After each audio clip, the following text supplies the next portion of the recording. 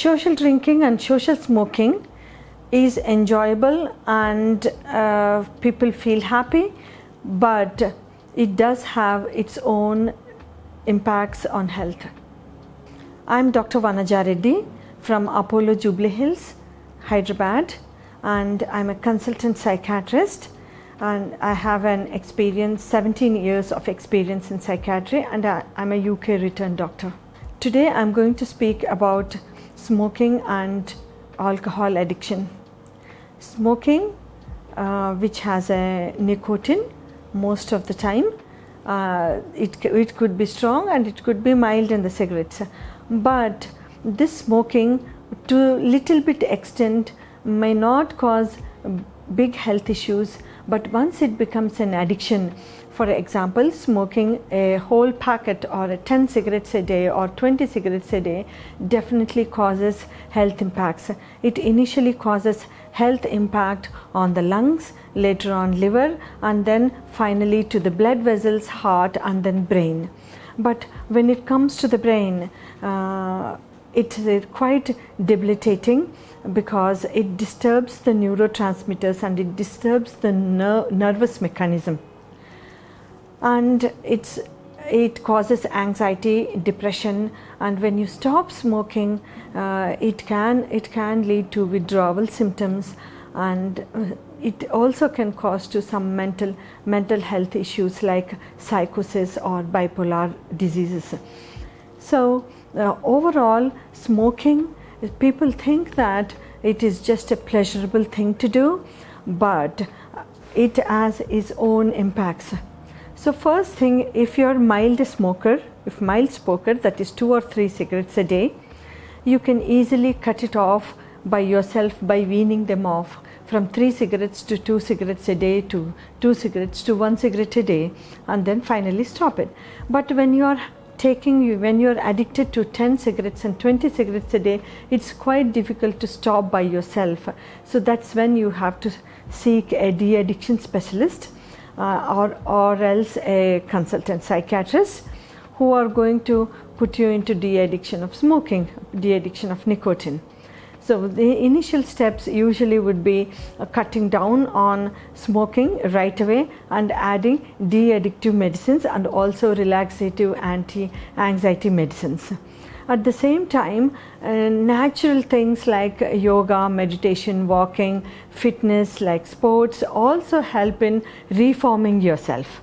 So that is with the smoking. Now coming to alcohol, alcohol has become quite rampant in most of the populations. I've seen alcohol in small children like child and adolescents, also seen in younger adults, older adults, and also old age people. This alcohol causes main damage to the liver and then to the brain. So in the brain, what does it do in the brain? Alcohol does disturb the neurotransmitters and it does disturb the nervous system in the brain, also causes shrinking of the brain, which is ischemic changes in the brain, which is usually seen in the older population. If you are drinking alcohol, you will see the same changes in younger people as well. So what does it do? First, you forget, when you drink alcohol, you forget yourself and you don't know what you're talking, and it takes away all the inhibitions. That's the immediate effect of the alcohol. Later on, what does this alcohol do? It affects on the brain and you get memory problems, and severe alcohol drinkers have memory. Along with the memory problems, you see psychotic symptoms like seeing things although it's not there, psychotic problem. Also you get epilepsy, fits. I've seen alcohol, heavy drinkers throwing up fits and epilepsies, and then the falling off, frequent falls. That's when they have blood clots and stroke as well, and they end up in stroke and paralysis. So alcohol is a quite dangerous thing. Whether you drink in a minimal amount or a maximum amount, it does show impact in the brain. So how do you treat it? If you are able to manage by yourself, you have to cut down alcohol gradually. If you're drinking 100 ml a day or 90 ml a day, cut it down to 60 ml a day. Later on, cut it down to 30 ml a day and then stop it.